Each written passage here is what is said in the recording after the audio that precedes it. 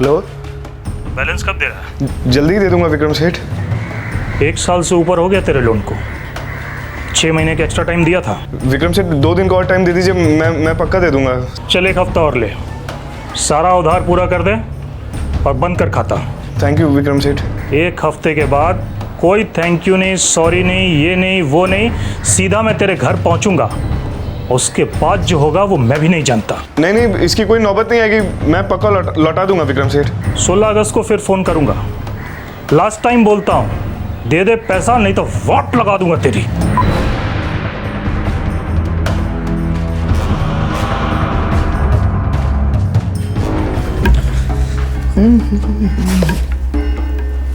ओए मिस, मुद्दे का क्या हो गया? नहीं, कुछ नहीं। अरे यार, तेरे चेहरे से साफ साफ दिख रहा है कुछ तो हुआ है। बोल क्या हुआ?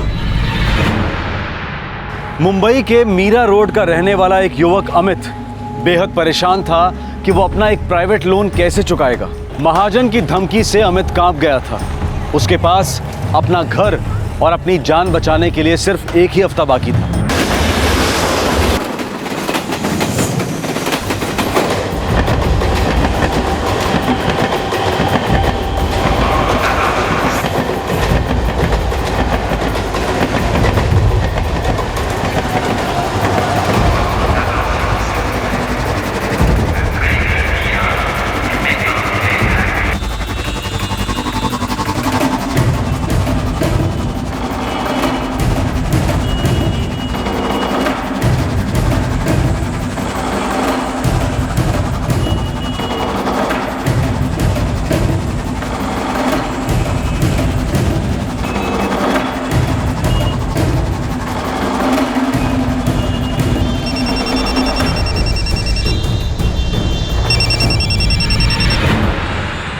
हेलो, पैसे लाए हो? हाँ पैसे हैं मेरे पास। ठीक है, अब ट्रेन पे चढ़ जाओ और अंधेरी आ जा। अंधेरी? अरे मेरा बेटा है कहाँ? जितना बोला उतना कर। अंधेरी स्टेशन के स्काई वॉक पे खड़ा रहे चुपचाप, फ्लाईओवर के पास। देखिए भाई साहब, प्लीज बताइए मेरा बेटा है कहाँ? मुझे एक बार रमेश से बात करनी है। हेलो।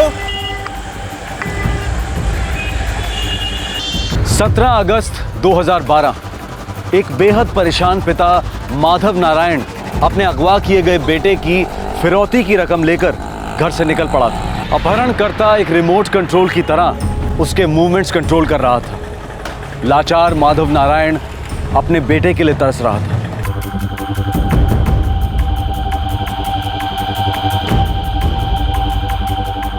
वो लोग मुझे अंधेरी स्काई वॉक पर बुला रहे हैं।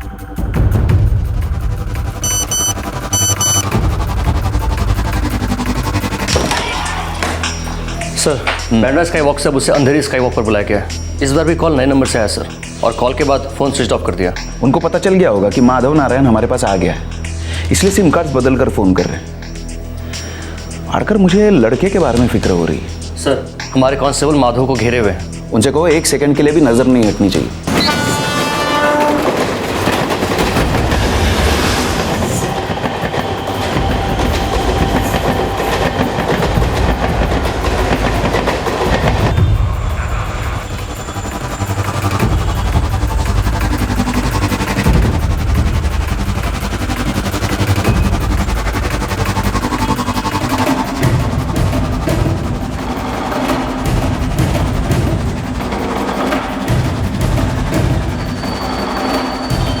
आखिरकार ये क्या खेल खेला जा रहा था? कौन था इस किडनैपिंग के पीछे और ये किडनैपिंग क्यों हुई थी? सीमेंट माधव सेठ आज 2 कामगार कम पड़ रहे हैं। वही होंगे मोर्गन और कुमारेश। हाँ सर, वही 2। हर 2 दिन के बाद डांडी मारते साले। सचिन एक काम करो, हाँ अब जब आएंगे ना वो काम पर तो उनको फाइनल वार्निंग दे दो। अब अगर एक भी दिन छुट्टी ली तो हमेशा के लिए छुट्टी कर देंगे। ठीक है सर। इंजीनियर साहब होंगे, परेशान हो गए होंगे, काम नहीं हुआ ना। हेलो माधव नारायण। हाँ जी बोल रहा हूँ। कौन बोल रहे हैं? मुझे 10 लाख चाहिए। क्या? कौन हो तुम? मैं हूँ कोई, तू बात सुन। मैंने तुझे फोन किया है क्योंकि तू मुझे 10 लाख दे सकता है और तू जरूर देगा। पागल हो गए हो क्या? तेरा लड़का रमेश मेरे साथ में है, मेरे हाथ में है। क्या मतलब? हमने उठा लिया है तेरे बड़े लड़के को, और अगर तूने 10 लाख नहीं दिए तो तेरा छोटा लड़का इकलौता बन के रह जाएगा। कुछ सोच मत, पुलिस का तो सोचियो भी मत। फटाफट पैसे जमा कर, कैश, फिर फोन करूंगा। हेलो हेलो हेलो, क्या हुआ सेठ? मेरा बेटा रमेश। रमेश को क्या हुआ? The number you have dialed is currently switched off.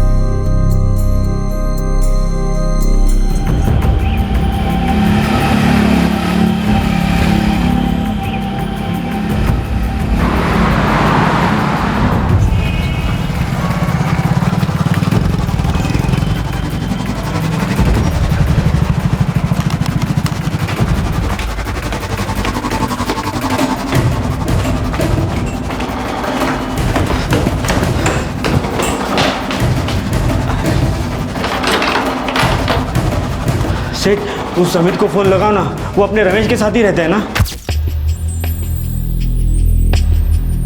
The number you have dialed is currently switched off. Amit का फोन पे स्विच ऑफ आ रहा है। सेठ, उस अमित का यही कहीं कोई धंधा है ना? हाँ, मीरा रोड सब्जी मार्केट।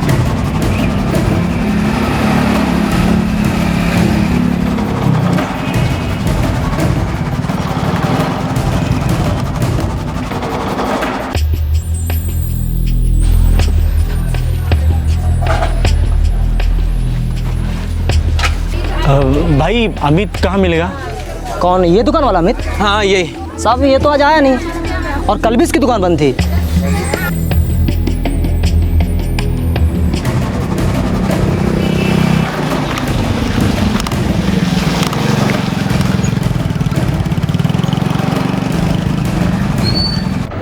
नहीं तो रमेश का तो कोई फोन नहीं आया। क्या बात है, बताइए ना। समीर कहाँ है? समीर तो क्लास गया हुआ है। आप कुछ छुपा रहे हैं क्या मुझसे? अरे सचिन, क्या हुआ है? ये कुछ बोल क्यों नहीं रहे? कहाँ है रमेश? भाभी आप टेंशन मत लो, सब ठीक हो जाएगा। लेकिन हुआ क्या है?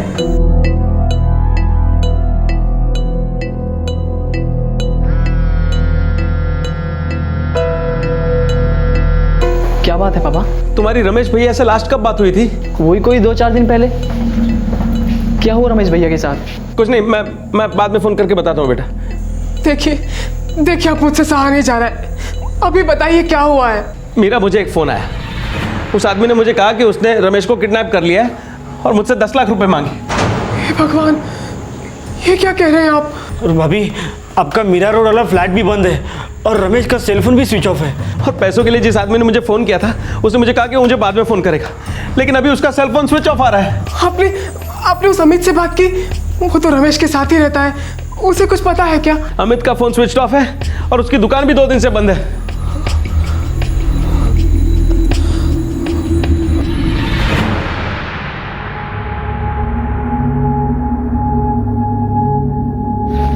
रमेश, एक प्लान है। प्लान? कैसा प्लान? पहले बोल, तू चूचा नहीं करेगा? मैं जो भी बोलूंगा तू करेगा ना? बोल भाई, क्या हुआ? क्या हुआ? क्या? अगर तूने साथ दिया ना तो हम सबकी लाइफ सेट हो जाएगी यार। हम सबकी? अमित बोल तो सही, बात क्या है? 10 लाख मांगे हैं तेरे पापा से। क्या?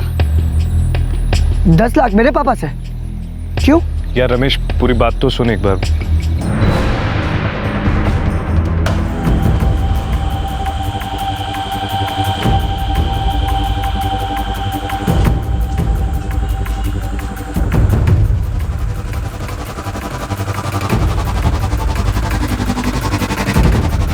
तुम लोग ऐसा सोच भी कैसे सकते हो? तुम लोग मेरे पापा को लूटोगे? यार समझने की कोशिश कर रमेश। 10 लाख में सिर्फ तेरी ही नहीं, हम सबकी लाइफ सेट हो जाएगी। लाइफ सेट हो जाएगी? और तू अमित, तू पागल हो गया है? तू ऐसा सोच भी कैसे सकता है? मेरे पापा ने तेरे लिए कितना कुछ किया है, कितनी हेल्प की है, और उसके बाद भी तू ऐसे हरकत करेगा? हाँ यार रमेश, समझने की कोशिश कर यार।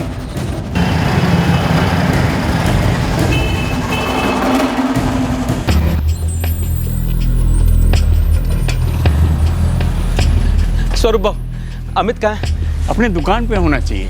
क्या बात है माधव सेठ, क्या हुआ? मेरा बेटा रमेश किडनैप हो गया है, पैसों के लिए फोन भी आ गया है, रमेश का फ्लैट बंद है और आपके बेटे का मोबाइल स्विच ऑफ आ रहा है। हे भगवान, ये हो क्या रहा है? स्वरूप भाऊ, मुझे रमेश के लिए बहुत डर लग रहा है। माधव सेठ, मैं कसम से बोल रहा हूँ, मुझे कुछ नहीं मालूम। अमित को तो 1 हफ्ते से देखा ही नहीं, वो तो मीरा रोड से यहाँ आया ही नहीं है। माधव से वो किडनैपर का दोबारा फ़ोन भी नहीं आया। कुछ तो लोचा है। मैं क्या कहता हूँ, हम लोग पुलिस के पास चलते हैं। माधव नारायण बोईसर का रहने वाला था, जो थाने जिले में पड़ता है, मुंबई से लगभग 110 किलोमीटर दूर। माधव का मुंबई के मीरा रोड इलाके में एक फ्लैट था, जहां उनका बड़ा बेटा रमेश रहता था। चूंकि रमेश मीरा रोड से किडनैप हुआ था, इसलिए माधव नारायण की शिकायत मीरा रोड पुलिस स्टेशन में दर्ज हुई। साहब, रमेश मेरा बड़ा लड़का है, कांदिवली के कॉमर्स कॉलेज में पढ़ता है वो। और मीरा रोड में रहता है? वो हमारा ही फ्लैट है साहब, इसलिए रमेश वहाँ रहता है। साहब, मेरा काम घर सब बोईसर में है, इसलिए रमेश के लिए कांदिवली बोईसर अप डाउन करना मुश्किल जा रहा था। क्या करते हैं आप बोईसर में? कंस्ट्रक्शन लाइन में मैं कॉन्ट्रैक्टर हूँ साहब। ये अमित जो है, ये आपका लड़का है? जी साहब, माधव सेठ के बहुत उपकार हैं मुझ पर और मेरे बेटे पर। 15 साल से जान पहचान है हमारी। बहुत मुश्किल होता जा रहा है सेठ, जितना धंधा होना चाहिए उतना हो नहीं रहा है। विरार का मार्केट भी बहुत महंगा हो गया है साहब, हम लोगों को भी उधर दादर जाना पड़ता है माल लेने के लिए। आने जाने का खर्चा भी नहीं निकलता कभी कभी। मेरा काम धंधा सब पहले मीरा रोड एरिया में था, उसके बाद मैं यहाँ आया। वहाँ का मार्केट बहुत अच्छा है, वहाँ धंधा क्यों नहीं लगाते आप लोग? अब यहाँ का बना बनाया धंधा छोड़कर मीरा रोड कहाँ जाऊँगा सेठ? यहाँ का धंधा आप संभालिए, मीरा रोड अमित को भेजिए ना। साहब, वो एरिया इतना अच्छा है तो उधर तो जगह मिलना बहुत मुश्किल होगा। जगह मिलना मुश्किल तो होगा, लेकिन नामुमकिन नहीं है। मैं तुम्हारी मदद कर सकता हूँ, मेरे ख्याल से तुम्हारा काम हो जाएगा। सेठ ने अमित को मीरा रोड मार्केट में खड़ा किया साहब, सब कुछ इन्होंने ही करके दिया। 1.5 साल पहले की बात।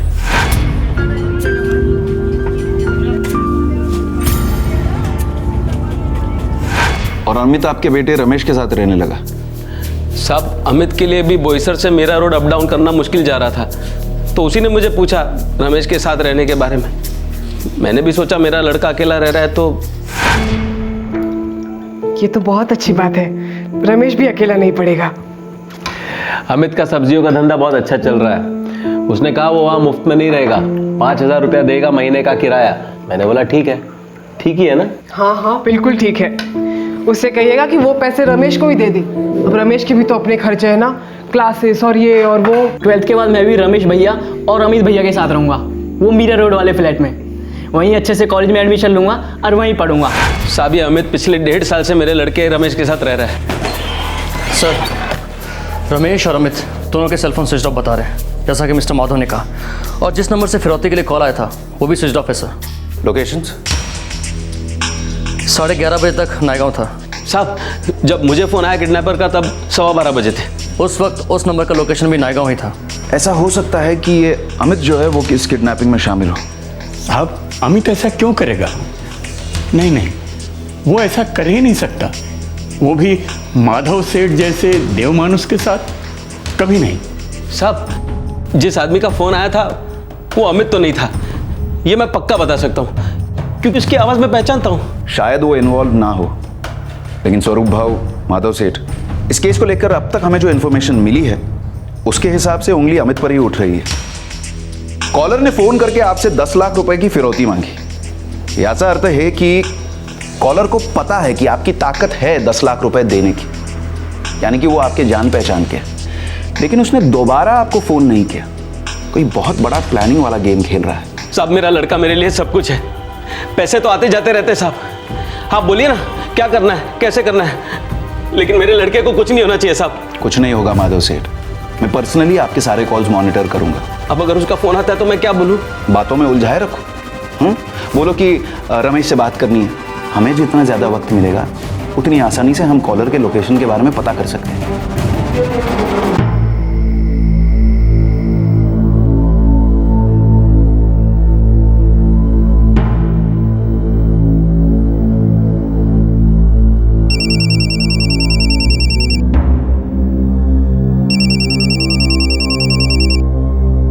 हेलो माधव सेठ, रोकड़ा रेडी है? मेरे पास अभी 10 लाख पूरे नहीं है। तो हमारे पास भी रमेश नहीं है तुम्हारा। देखो, मेरे बेटे को कुछ मत करना, मैं तुम्हारे हाथ जोड़ता हूँ प्लीज। हाथ मत जोड़िए, मुट्ठी खोलिए सेठ, पूरे पैसे चाहिए। कल सुबह बैंड्रा वेस्ट स्काई वॉक पर आ जाओ, ठीक 10 बजे। एक बार मेरी रमेश से बात करा दो, मुझे मेरे बेटे की आवाज़ सुननी है। बात करने के लिए जिंदगी पड़ी है सेठ, पैसे जमा करने के लिए सिर्फ कल सुबह तक का टाइम है तुम्हारे पास।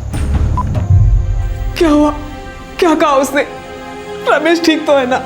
मुझे पैसे लेकर बांद्रा स्काई वॉक बुलाया, बोल रहा था कि पैसे मिलने के बाद रमेश को छोड़ देंगे। तो दे दीजिए पैसे, मेरे रमेश को कुछ नहीं होना चाहिए, मैं पहले कह देती हूँ। दे दीजिए उसको पैसे, दे दीजिए।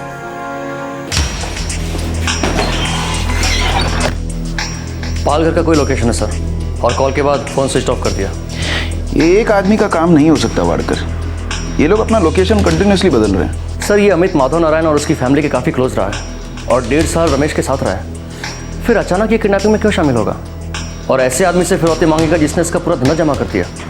इस अमित का मोटिवेशन क्या हुआ होगा ये हम नहीं जानते। हाँ, पर वाड़कर इतना अनुमान लगाया जा सकता है कि आज की महंगाई के ज़माने में संस्कार और उसूल टिकते नहीं हैं, झुक जाते हैं।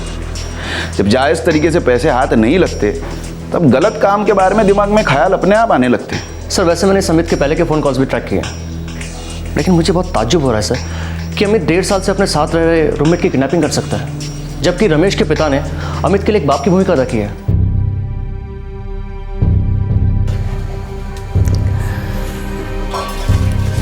हमारा अमित ऐसा कर सकता है?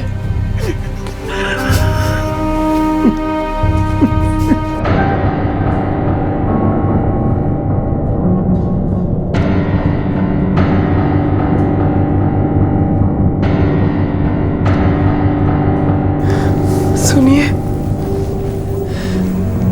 अमित ऐसा क्यों कर रहा है? मीरा, अभी हमें पक्की तरह मालूम नहीं है कि ये सब अमित ही कर रहा है, इसलिए इल्जाम लगाना ठीक नहीं होगा। अगर निर्दोष है वो तो गायब क्यों है? मुझे तो लगता है इसमें अमित का ही हाथ है।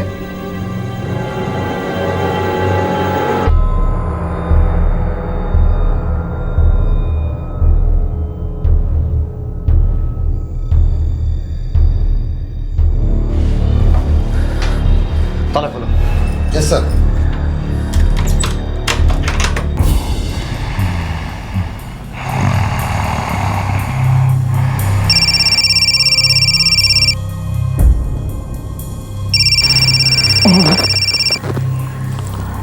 हेलो, विक्रम कपाड़िया। हाँ बोल रहा हूँ। सर घर में कुछ नहीं मिला, सब कुछ बिल्कुल नॉर्मल है, वैसा का वैसा ही। वो महाजन विक्रम कपाड़िया जिसका नंबर अमित के कॉल लिस्ट पे था, उससे बात हुई है। अमित ने उससे पैसे उधार लिए हैं, उस विक्रम को मैंने थाने बुलाया है। बरं, और कोई सुराग? सर ये अमित किसी दीपक राजपूत से कंटिन्यूस टच में रहा है। इसका कोई पुलिस रिकॉर्ड है? नहीं सर, ये भी सब्जी बेचता है, लेकिन मेयर रोड मार्केट में नहीं बल्कि स्टेशन के पास ठेला लगाता है। उचला देला, उठा लो। सर ये भी गायब है।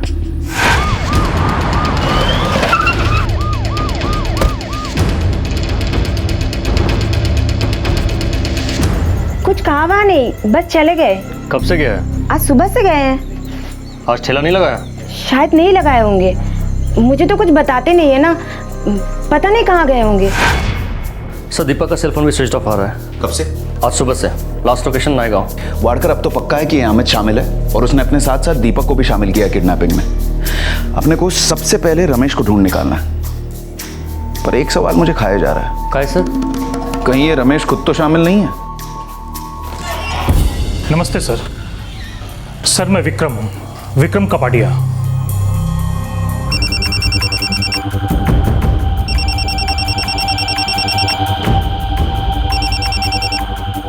हेलो, जी हाँ, मैं विक्रम कपाड़िया को जानता हूँ। हाँ, वो पैसा सूद पे देता है। सर मैंने ही अमित को 1.5 लाख रुपए का लोन दिया था। किस लिए? वो अपनी सब्जी की दुकान बड़ी करना चाहता था और 1 साल के अंदर ही पैसा रिटर्न करने की बात हुई थी। पहले कभी उधार लिया था तुमसे? नहीं सर, मैं उससे फर्स्ट टाइम मिला। वो माधव सेठ का नाम लिया और बोला कि मैं उनकी जान पहचान से आया हूँ। अच्छा, तो तुम और माधव सेठ एक दूसरे के साथ बिजनेस कर चुके हो? सर उनके जैसा आदमी नहीं मिलेगा आजकल के ज़माने में, एकदम संत आदमी है, संत। अगर वो अमित उनका नाम नहीं लिया होता ना तो मैं उसको अपने पास खड़ा भी नहीं करता। तो ये अमित ने पैसे नहीं लौटाए तुम्हारे? नहीं सर, उसे 1 साल के ऊपर 6 महीने का टाइम और दिया, फिर भी उसने नहीं लौटाए तो पिछले हफ्ते उसको फ़ोन किया था। कैसा फोन? याद दिलाने के लिए सर कि भाई मेरे पैसे लौटा। म्हणजे धमकी वाला फोन? सर उसके पास मेरे 60,000 रुपये बाकी हैं, ना वो पैसे वापस कर रहा है ना सूद दे रहा है। पर कसम लक्ष्मी जी की सर, ये किडनैपिंग के बारे में मुझे ज़रा सी भी भनक नहीं थी। फिर मुझे क्या पता था कि ये पैसे के लिए माधव सेठ के घर में ही हाथ मारेगा। वाडकर, अब तो ये बिल्कुल साफ है कि ये किडनैपिंग अमित ने ही किया है अपने दोस्त दीपक को साथ में लेकर, और ये सिर्फ उन्होंने पैसों के लिए किया है, तुम्हारा उधार चुकाने के लिए, और ऊपर से थोड़ा और पैसा बनाने के लिए। सारे सुराग एक ही आवाज में चिल्ला चिल्ला कर कह रहे थे कि इस किडनैपिंग का मास्टरमाइंड अमित है। अमित के सर पर लोन था जो वो समय पर चुका नहीं पाया था। इस बात की पूरी संभावना थी कि अमित ने ये किडनैपिंग अपना लोन चुकाने के इरादे से की थी, लेकिन अब सवाल ये था कि वो माधव नारायण से फिरौती की रकम लेने की बजाय उसे गोल गोल घुमाकर चक्कर क्यों कटवा रहा था।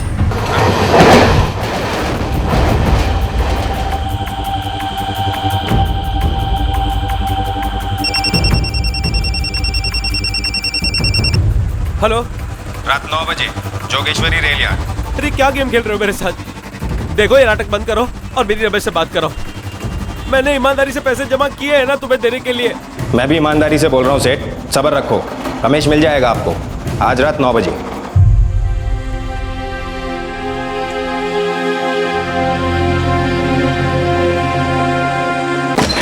सर, ये फिर से कोई फॉल्स अलार्म है। जोगेश्वरी रेल यार्ड रात 9 बजे बुलाया, फिर फ़ोन कट कर दिया।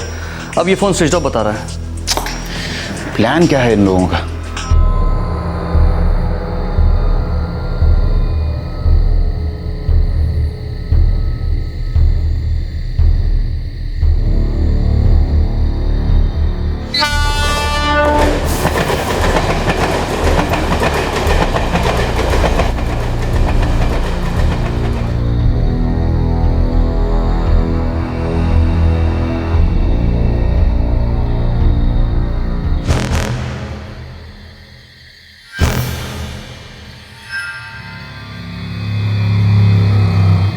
पैसे दो, पैसे दो जल्दी। मेरा बेटा रमेश कहाँ है? पैसे दो सेठ, लड़का घर पहुंच जाएगा। अरे एक बार मेरी बात तो करा दो उससे। पैसे नहीं दिए तो कभी बात नहीं होगी, जल्दी दो, जल्दी।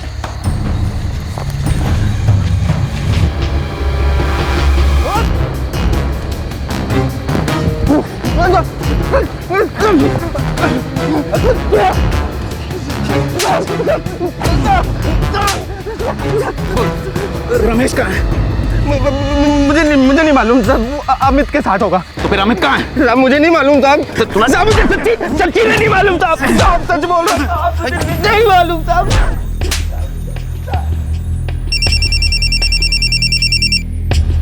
हेलो पापा। बेटा रमेश घर आया? नहीं पापा, अभी नहीं आया।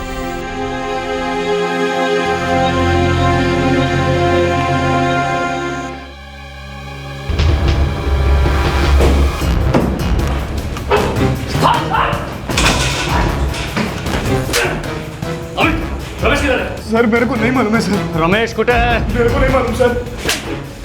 बोल रमेश कुटे है?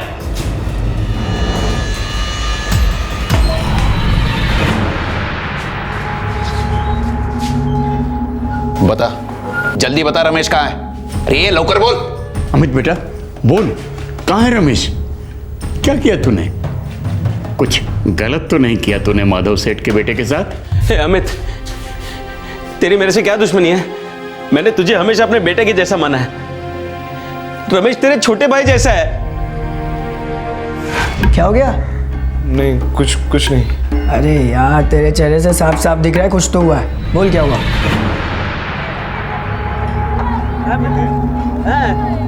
इतनी जल्दी 60,000 रुपए कहाँ से लाएगा बे? पता नहीं यार, मेरी तो लग गई है यार दीपक, मैं बर्बाद हो जाऊंगा यार। अरे वो लड़का है ना, वो जिसके साथ तू रहता है। कौन? रमेश? हाँ, उसके बाप से उधार ले ले, तगड़ा आदमी है ना। नहीं यार, उनसे और पैसे नहीं मांग सकता यार। उन्हीं के कहने पे तो विक्रम सेठ ने मेरे को उधार दिया है। मैं उनसे और पैसे मांगूंगा, बड़ा अजीब सा लगेगा, और वो मेरे को पैसे देंगे भी नहीं। एक तरीका है उनसे पैसे निकलवाने का। क्या? उस रमेश को साथ में लेना होगा।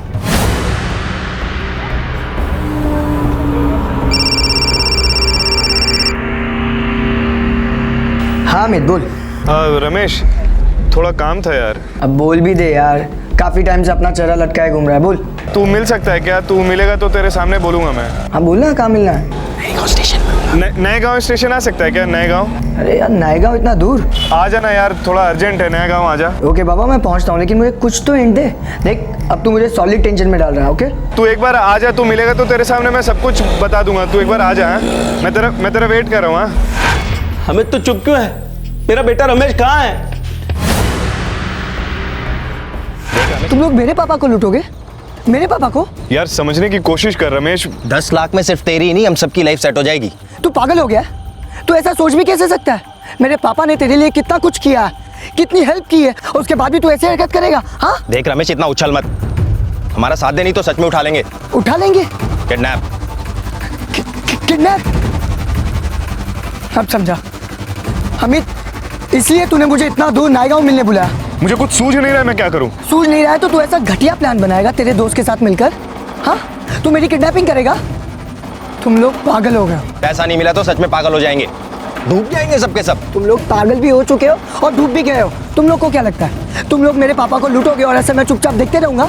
अमित मेरी तरफ देख, मेरी आंखों में देख। क्या पागल हो गया तू? मेरे पापा ने तेरे लिए कितना कुछ किया, कितनी हेल्प की, और उसके बाद भी तुम दोनों को छोड़ूंगा नहीं, जेल भिजवा कर रहूंगा। देखो यार अमित, हाँ अगर ये भौंका ना तो हम दोनों के गले में पुलिस का पट्टा होगा। यार अब क्या करेंगे दीपक? अब सबसे पहले इस हीरो को रोकना होगा, चुप कराना होगा इसको।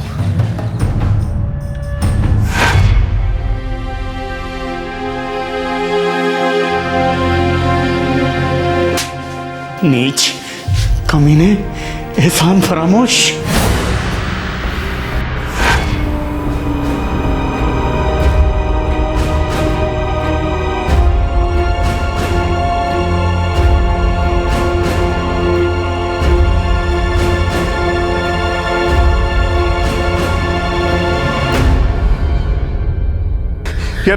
यार दीपक, ये क्या किया हमने यार?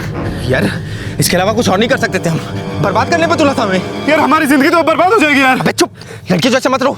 अपन आगे निकल जाएंगे मस्त। इसके बाप से लेंगे 10 लाख रुपए, और उसके बाद किसी को पता चलने से पहले कहीं चले जाएंगे यार। बहुत होते हैं 10 लाख रुपए यार, ऐश करेंगे।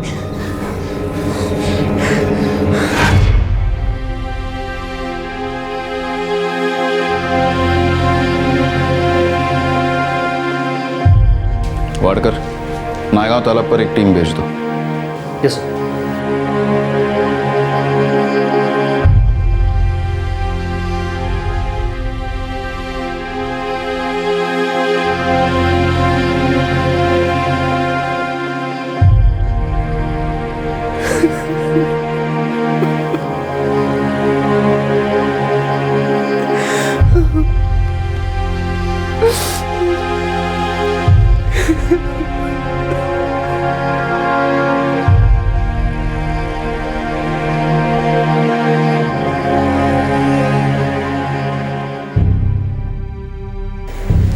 उस देव मानुस माधव सेठ के साथ ऐसा किया, उसने तेरे लिए जो किया वो मैं भी कभी नहीं कर सका। फिर क्यों किया तूने ऐसा? अमित और दीपक को थाने सेशन कोर्ट में पेश किया गया। वो दोनों इस वक्त जुडिशियल कस्टडी में हैं। इन दोनों पर आईपीसी के सेक्शन 363 और सेक्शन 302 के तहत किडनैपिंग और हत्या के चार्जेस लगाए गए। करीबी लोगों द्वारा इस तरह का कातिलाना विश्वासघात न सिर्फ संगीन जुर्म है, बल्कि इंसान का इंसानियत पर से विश्वास भी उठा देता है। लेकिन हम सब सामाजिक भयंकर अपराध हैं। इनकी सभ्य समाज में कोई गुंजाइश नहीं, कोई जस्टिफिकेशन नहीं। अमित और दीपक को कड़ी से कड़ी सजा होगी, और होनी भी चाहिए। हमारे आज के एपिसोड की दूसरी कहानी।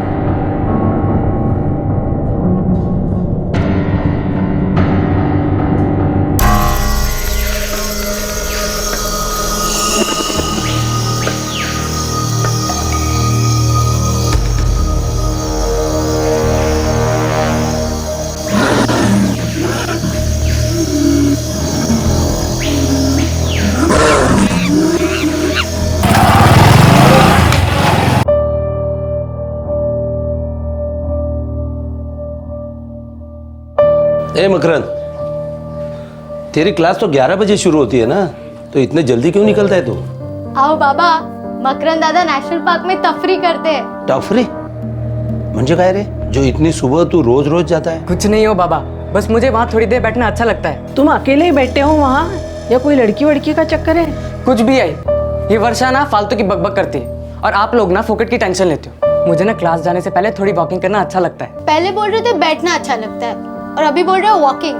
दादा एक साथ, तुम्हारी क्लास तो ईस्ट में है ना, स्टेशन के पास में, तो फिर तुम इतनी दूर नेशनल पार्क क्यों जाते हो? हाँ बता। इस दादी अम्मा को बोल पढ़ाई करे और ना घर काम में ना तेरा हाथ बटाए।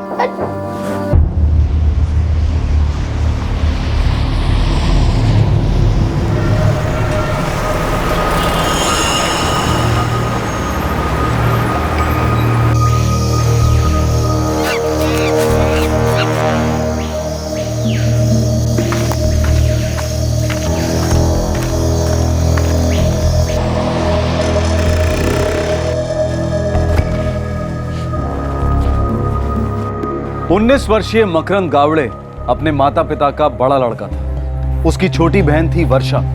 उसके पिता चंद्रकांत मुंबई के भायखला इलाके की एक फैक्ट्री में काम करते थे। मकरंद खुद एक टेक्निकल इंस्टीट्यूट में सबसे लेटेस्ट हुनर सीख रहा था और डिस्टेंस एजुकेशन के द्वारा अपनी डिग्री भी पूरी कर रहा था। मकरंद एक होनहार लड़का था, मेहनती था, महत्वाकांक्षी था और 19 साल का होने के नाते थोड़ा शरारती भी था। कोई लड़की है गारंटी। अरे सुमड़ी में कुमड़ी है ये मकरंद, हम सब से छुपा रहा है। अबे जाओ, मैं तुम लोग जैसा ना फट्टू चंदनी हूँ, गर्लफ्रेंड रखूंगा ना तो खुल्लम खुल्ला। अच्छा, तो तू क्लास आने से पहले नेशनल पार्क क्यों जाता है बे? मक्खी मारने। वो भी वहाँ आती होगी।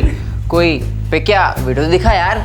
मुझे ना नेचर में अच्छा लगता है मिस्टर किरीट। तुम लोग को क्या प्रॉब्लम है? देख भाई, हम लोग उतने डफर नहीं है, ये तो तू समझता है। मकरंद बता भी दे यार कौन है। मैं ना वहाँ पे मोबाइल में फोटो लेने जाता हूँ, प्रकृति की। तो उसका नाम प्रकृति है? अबे साले, लड़कियों की प्रोफाइल चेक करने से थोड़ा सा टाइम मिले ना तो मेरी फ्रेंड्स बुक की वॉल भी चेक कर ले। हर रोज नया फोटो अपलोड करता हूँ, नेचर की, वाइल्ड लाइफ की, प्रकृति की। समझे किरीट? मिस्टर वन ट्रैक दिमाग। एक दिन ना अपन इसका पीछा करते, जैसे ही लैपड़ आएगा ना तब इसकी फटी हालत का फोटो खींचते। एकदम अवार्ड विनिंग फोटो होगी इसकी ऐसी। और जब मात्रे सर आएंगे ना तो तुम लोग के एक्सप्रेशन होंगे ऐसे। मैं तो रेडी फोटो खींचने के लिए। फिर क्लास के टाइम में बकबक बकबक। मकरंद गावड़े, तुम ही हो ये मंडला जमा करते हो, प्रैक्टिकल के टाइम में फालतू टाइम पास करते हो। सर नो सर, यही लोग मुझसे पूछ रहे थे कि मैं नेशनल पार्क क्यों जाता हूँ। अच्छा, तुम सबको नेशनल पार्क जाने की पड़ी है? हाँ, ये प्रैक्टिकल की नहीं। ये देखो, ये क्या है? ये किरीट, इस मॉड्यूल के 4 सेशंस होने को आए हैं, अभी तक तुम्हें बेसिक सर्किट समझ में नहीं आया है। ये ऐसा काम करोगे तो लेने के देने पड़ जाएंगे। Sorry sir. सॉरी नहीं, चलो अभी के अभी मुझे वाई सर्किट ड्रॉ करके दिखाओ।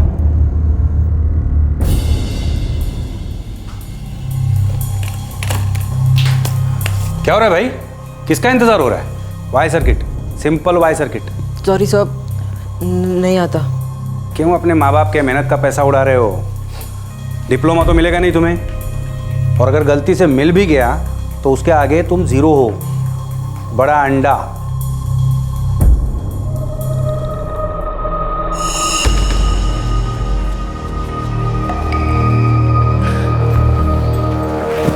हाय पापा, ये तो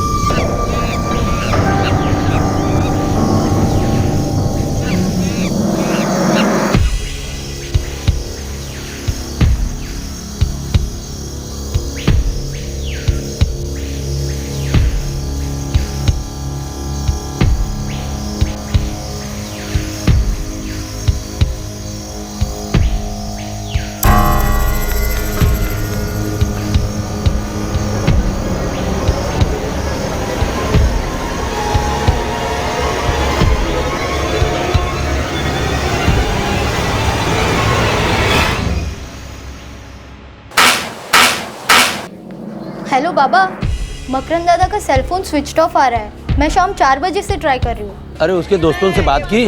हाँ, उस दिवेश और किशोर से बात की थी,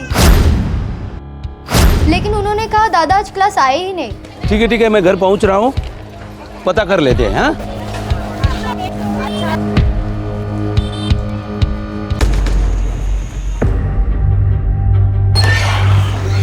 सर, सिम कार्ड हैंडसेट से निकाला गया है। लास्ट लोकेशन ट्रैक करने में दिक्कत हो रही है। उसके क्लासमेट्स बता रहे थे कि वो आज क्लास में नहीं आया था। हो सर, कोई लड़की का चक्कर नेशनल पार्क के जंगल में मिलता था किसी से? नहीं हो साहब, हमने पूछा भी था उसको, बोला ऐसे ही वॉकिंग को जाता हूँ, ये लड़की बड़की का चक्कर नहीं साहब। मकरंद कभी झूठ नहीं बोलता। ठीक है, अब नेशनल पार्क के जंगल में तलाश करेंगे और उसके दोस्तों से भी बात करेंगे और सुबह तक वेट करेंगे। 21 सितंबर की रात गुजर गई, 22 की सुबह हुई, लेकिन मकरंद घर नहीं लौटा। वो अपनी रेगुलर टेक्निकल इंस्टीट्यूट की क्लास में भी नहीं गया था। क्लास में जाने से पहले उसकी आदत थी बोरीवली के संजय गांधी नेशनल पार्क में कुछ समय बिताने की। संभावना थी कि उसी दौरान उस पार्क में कुछ हुआ।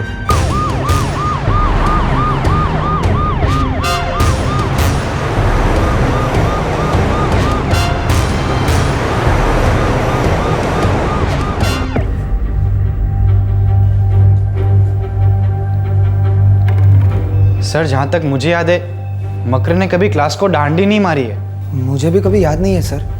हमारा कोर्स तो है ही 1 साल का, तो हम सारी क्लासेस अटेंड करने की पूरी कोशिश करते हैं सर। नेशनल पार्क रोज जाता था, क्यों? पता नहीं सब, कभी ठीक से जवाब देता नहीं था। कभी बोलता था घूमने, कभी बोलता था फोटो लेने। किसी और से कभी कुछ बोला प्राइवेट में? No sir. नहीं सर। जी हाँ, मैं उनका टीचर हूँ।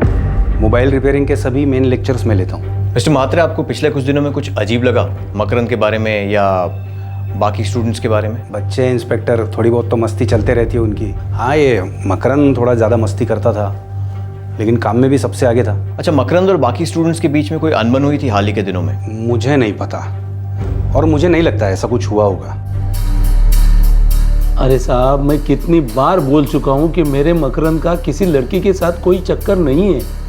मैं चिढ़ाती थी दादा को गर्लफ्रेंड के बारे में। अगर होती तो वो ज़रूर बताते। दादा एकदम फ्रैंक टाइप के हैं सर। हम सभी कोशिशें कर रहे हैं, पर अभी तक हमारे हाथ में कोई ठोस सुराग नहीं लगा। जैसे हमें कुछ पता चलेगा हम आपको कांटेक्ट करेंगे। तब तक के लिए हिम्मत रखिए।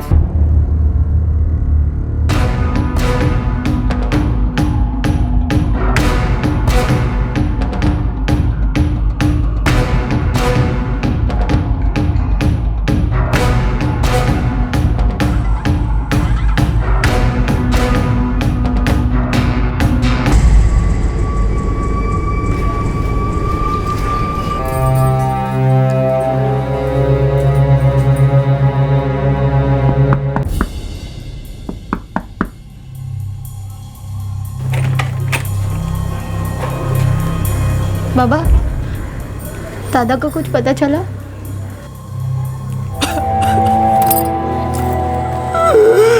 ए राजलक्ष्मी, संभाल अपने आप को। ऐसे कैसे गायब हो गया हमारा बेटा? कहाँ चला गया? पुलिस क्या बोल रही थी बताइए ना। कुछ बोल ही नहीं रहे हैं।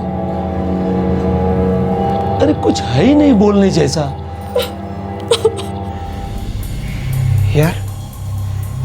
यार अपने मकरंद को क्या हुआ होगा? पता नहीं यार गौरव, मुझे बार बार लग रहा है वो नेशनल पार्क में कुछ गोची हुई है। गोची? कैसी गोची? लेपर्ड। क्या? हाँ लेपर्ड, मतलब तेंदुआ। हो सकता है तेंदुए ने अटैक किया हो, खा गया अपने मकरंद को। क्या बक रहा है बे? अरे न्यूज़ नहीं देखते क्या? पेपर नहीं पढ़ते? उधर ऐसा होते रहता है। कभी कभी तो तेंदुआ जंगल के बाहर भी आ जाता है। सर, मकरंद गायब हुआ 21 सितंबर को। उसके 2-4 दिन पहले तक नेशनल पार्क में किसी भी जंगली जानवर की साइटिंग नहीं हुई है। मुझे क्या खाया जा रहा है पता है कुलकर्णी? उसका सिम कार्ड क्यों नहीं ट्रैक हो रहा है? क्योंकि उसका सिम कार्ड मोबाइल से निकाला गया है। सिंपल। तो ये तेंदुआ जंगली जानवर वाला एंगल ही ड्रॉप कर दो। कुलकर्णी, ये किसी आदमी का काम है जिसने उसका सिम कार्ड निकाल कर रखा है। सर, मकरंद के मोबाइल रिकॉर्ड सारे चेक किए, कुछ भी ऐसा नहीं मिल रहा है जिस पर डाउट जा सके। घर से भागने वाले टाइप का लड़का नहीं, कोई लड़की का चक्कर नहीं, ड्रग वर्क्स नहीं, ट्रेनिंग क्लासेस में सब कुछ ठीक है, कोई पुरानी दुश्मनी नहीं, कुछ नहीं है। तो फिर इस लड़के के साथ हुआ क्या होगा कुलकर्णी?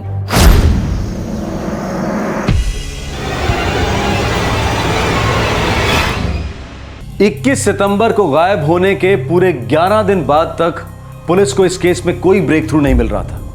और फिर आई खबर मकरंद गावड़े की।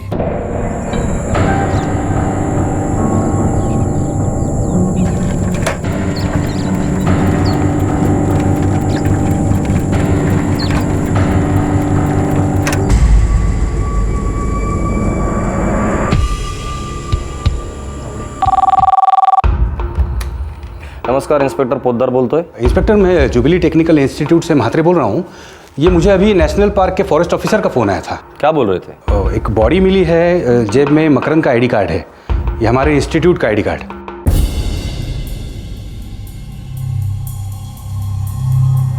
यार मात्रे सर कह रहे थे कि बॉडी सिर्फ हाफ मिली, बाकी।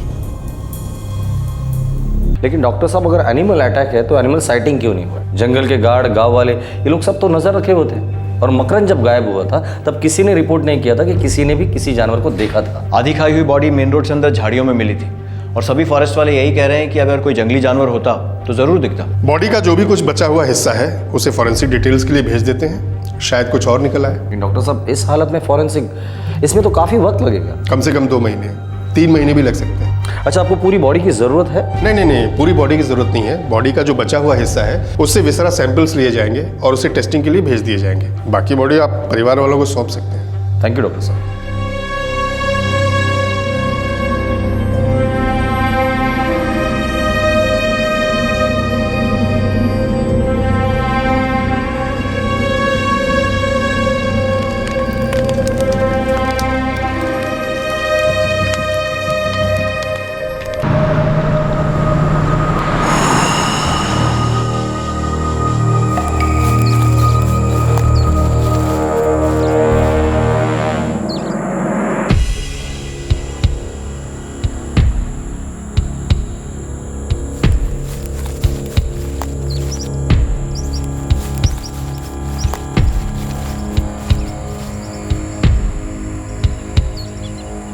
लड़के के पैंट के जेब से हमें बटुआ मिला जो बुरी तरह फटा हुआ था, लेकिन कुलकर्णी, उसके मोबाइल का कोई भी पार्ट नहीं मिला। सर, कुछ लोगों की आदत होती है, मोबाइल फोन पैंट की जेब की बजाय शर्ट के पॉकेट में रखते हैं।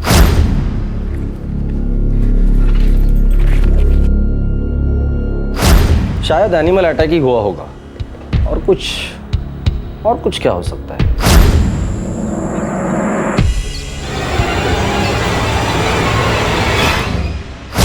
फिर भी एक डाउट क्लियर नहीं हो रहा है। क्या सर? हमें इतने दिनों तक मकरंद की लोकेशन नहीं मिली और इसके लिए उसकी बॉडी नहीं मिली, और लोकेशन इसलिए नहीं मिली क्योंकि सिम कार्ड नहीं मिला। क्या मकरंद का सिम कार्ड सिर्फ इसलिए निकाला गया था ताकि हम लोग वहां तक ना पहुंचे, जानबूझकर? अगर जानबूझकर किया गया है तो सर फॉरेंसिक रिपोर्ट का इंतजार करना होगा। अगर उसमें एनिमल अटैक नहीं साबित होता है तो मतलब अपने हाथ कोई खतरनाक केस है सर।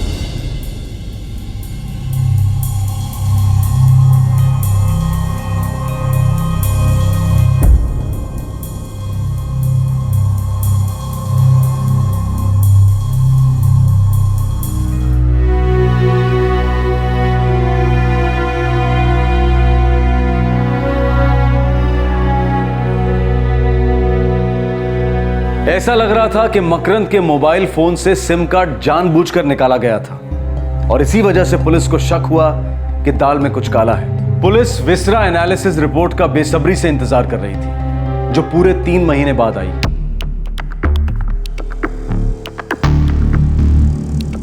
कुलकर्णी, हमारा शक बेबुनियाद नहीं था। क्या लिखा है रिपोर्ट में सर? बॉडी को जानवर ने खाया जरूर था, पर उसकी मौत काफी पहले हुई थी। इस मकरंद ने या तो सुसाइड किया है या उसका मर्डर हुआ है, और उसके बाद आधा शव जानवर ने खाया है। सर, लड़का खुशमिजाज था, सब कुछ ठीक ठाक चल रहा था, फिर सुसाइड क्यों करेगा? यस कुलकर्णी, ये मर्डर ही है।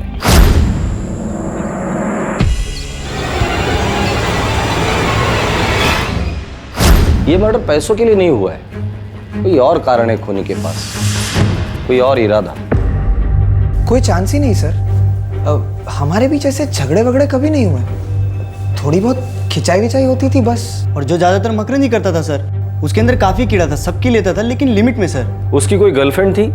नो सर, मकरंद की कोई गर्लफ्रेंड होती तो हमें ज़रूर पता होता। क्यों साहब?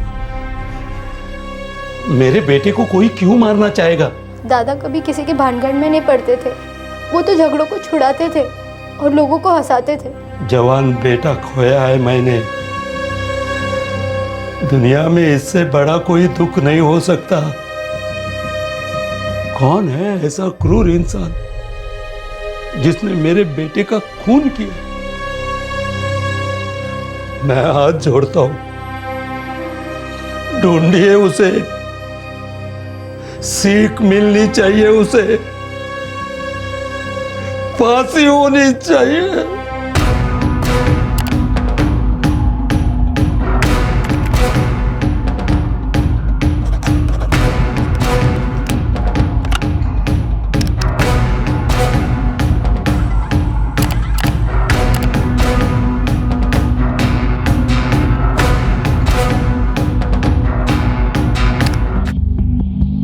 सर अभी तक कुछ भी नहीं।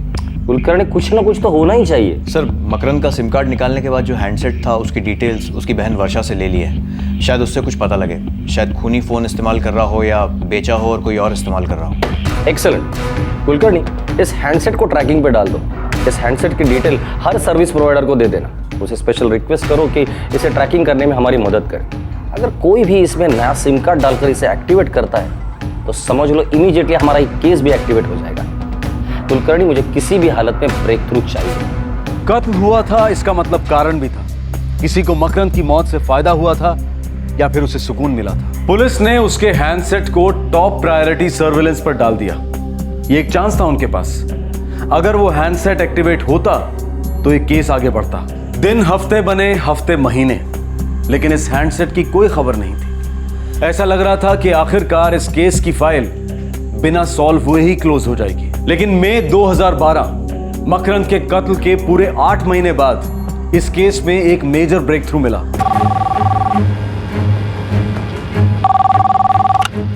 नमस्कार इंस्पेक्टर पोद्दार, कस्तूरबा मार्ग पुलिस स्टेशन। इंस्पेक्टर पोद्दार जी, मैं सोनाटा नेटवर्क से असिस्टेंट मैनेजर धीरेन्द्र बोल रहा हूँ। हाँ बोलिए। सर, आज से 3 महीने पहले फरवरी में आपके पुलिस स्टेशन से हमारे नेटवर्क पर एक रिक्वेस्ट आई थी कि एक पर्टिकुलर मोबाइल हैंडसेट पर हम नज़र रखें। हाँ, एक मर्डर केस था। क्या हैंडसेट एक्टिवेट हो गया? नंबर डिटेल्स है आपके पास? जी, नंबर है 444-555-66677। नाम है विक्रम जोगलेकर और सर ये मीरा रोड का एड्रेस है। आप प्लीज़ मेरा नंबर नोट कर लीजिए, 44889997 और इसके डिटेल्स मुझे SMS कीजिए अभी। कुलकर्णी, अब ये केस हम सॉल्व करके ही रहेंगे।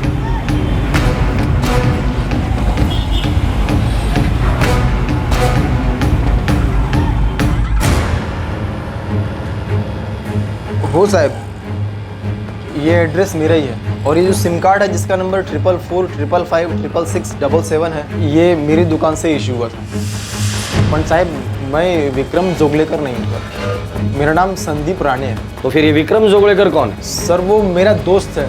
उसको एक सिम कार्ड चाहिए था और उसके पास एड्रेस प्रूफ नहीं था, तो मैंने उसको अपने एड्रेस प्रूफ पे एक सिम कार्ड दे दिया। तेरा ये दोस्त विक्रम जोगलेकर, उसे फ़ोन करके अभी के अभी यहाँ बुला, बोलना अर्जेंट है।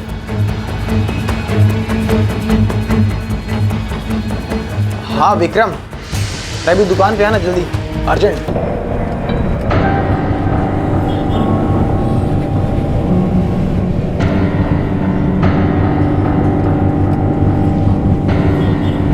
विक्रम जोगलेकर? नहीं, हमने कभी नहीं सुना ये नाम।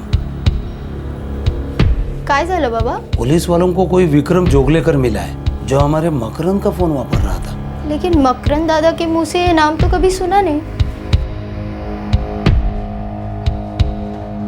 साहब, ये विक्रम।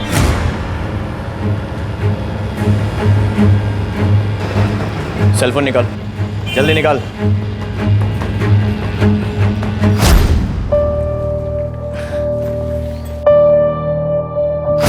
तेरा मकरंद गावड़े से क्या कनेक्शन है? कौन मकरंद गावड़े साहब? हाय शपथ साहब, मकरंद गावड़े कौन है मुझे नहीं पता। ये फोन मकरंद गावड़े का है। तुम्हें कहाँ मिला? ये फोन मुझको मिला साहब। मिला? हाँ मिला? कसम से साहब, नेशनल पार्क में पड़ा मिला। नेशनल पार्क बहुत बड़ा है, एग्जैक्ट लोकेशन बोल। वो तो मुझे याद नहीं साहब, बस मैं नेशनल पार्क से चला जा रहा था साहब, तो मुझे वही पड़ा मिला और मैंने उठा लिया। तू नेशनल पार्क क्यों गया था और कब गया था? कई महीने पहले की बात है साहब, मुझे ठीक से याद नहीं साहब। ए रो देख, 8 महीने पहले सितंबर में मकरंद गावड़े का मर्डर हुआ था और साथ में उसका मोबाइल फोन भी गायब हो गया था जो अब तू इस्तेमाल कर रहा है। अब तू बोल, कुछ याद आ रहा है तुझे या हम याद दिलाएं? साहब वो जल्दी बोल। साहब मुझे फोन मेरे दोस्त ने दिया साहब। कौन दोस्त? किरीट मापसेकर नाम है उसका। सर मकरंद के साथ जुबली टेक्निकल इंस्टीट्यूट में पढ़ता था। तो तू क्लास आने से पहले नेशनल पार्क क्यों जाता है बे? मक्खी मारने। अक्टूबर में, और उसने मुझे फोन देके बोला कि जब तक वो ना कहे तब तक मैं इसे यूज ना करूं। किरीट मापसेकर,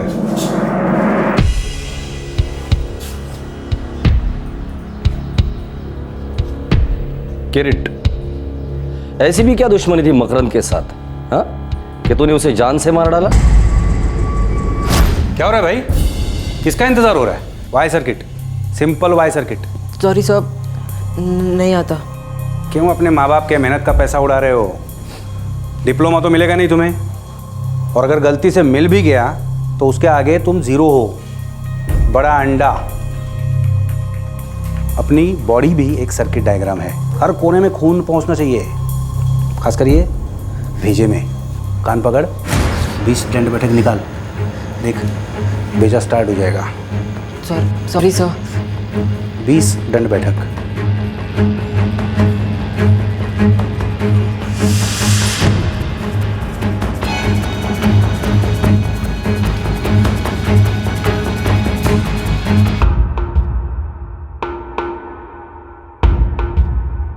और 20।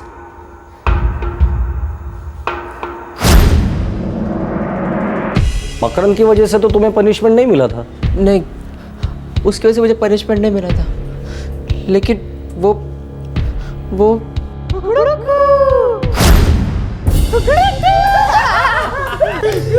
अभी तो 20 बार और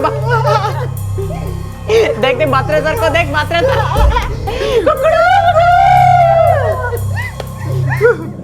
अरे मकरंद यार, प्लीज डिलीट कर देना, आप बहुत हो गया मजाक यार। अबे इतना पूछ क्यों कर रहा है मकरंद यार?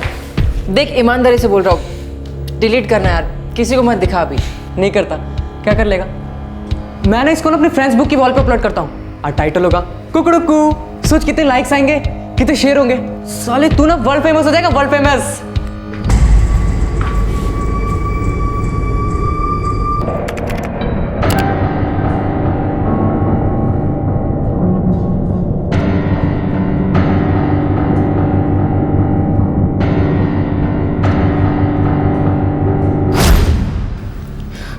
वो टॉर्चर कर रहा था सब।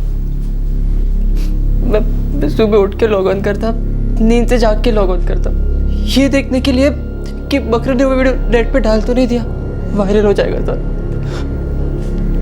लोग मेरा मजाक उड़ाएंगे सर। मैंने उसके सामने बहुत बार हाथ जोड़ा, मकरंद मत कर।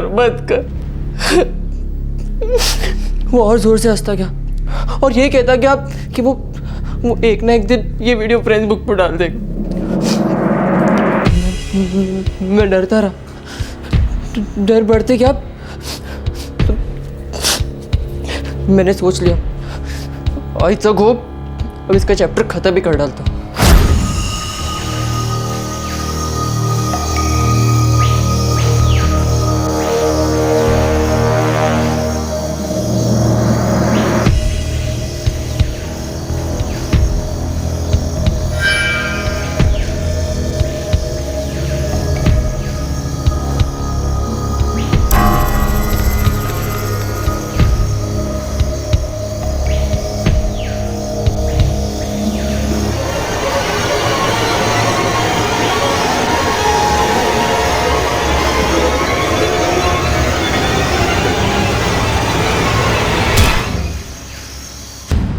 किरीट, इस एक वीडियो क्लिप के लिए तुमने उसकी जान ले ली? वो रोज मेरी जान ले रहा था सब, मैं और क्या कर सकता था? ब्लैकमेल कर रहा था मुझे वो, नरक बनाकर लग दी थी लाइफ मेरी साले ने, हवे में लटका के रखा था मुझे। हाँ, मैंने किरीट मापसेकर को पनिशमेंट दी थी। पूरे क्लास के सामने कचरा करना, उसका इंसल्ट करना क्या इतना जरूरी था मिस्टर म्हात्रे? हमें ऐसे ही पढ़ाया गया है, हम ऐसे ही सीखे हैं। अब आजकल की पीढ़ी कितनी सेंसिटिव है, किस हद तक जा सकती है, ये सब मुझे नहीं मालूम। हाँ, मालूम होता तो नहीं करता इंस्पेक्टर। नो सर, हम तो ये फर्स्ट टाइम सुन रहे हैं। हमें तो मालूम भी नहीं था कि मकरंद किरीट को ऐसे टॉर्चर कर रहा था। सर, मकरंद में सॉलिड कीड़ा जरूर था, लेकिन मुझे डाउट है वो ऐसा मजाक करता। शक्यच नाही साहेब, आमचा मकरंद ऐसा कर ही नहीं सकता। ये किरीट है ना, ये झूठ बोल रहा है। मकरंद दादा सबको हंसाते थे, लेकिन ऐसे दूसरों पर मजाक करके नहीं हंसते थे। दादा किसी को इतना सताएंगे कि वो दादा का खून करेगा, ऐसा हो ही नहीं सकता। माझा मकरंद खूप चांगला होता साहेब, वो सबकी मदद करता था, हम सबके लिए कुछ अच्छा करना चाहता था। वो ऐसे कैसे कर सकता है? मकरंद का सेल फोन हम लोगों ने फॉरेंसिक लैब में भेज दिया, वो लोग सारा डेटा रिट्राइव करेंगे, तब हमें पता चलेगा कि मकरंद ने ऐसा कोई वीडियो बनाया भी था या नहीं। गावड़े साहब, सच तो सामने आकर ही रहेगा।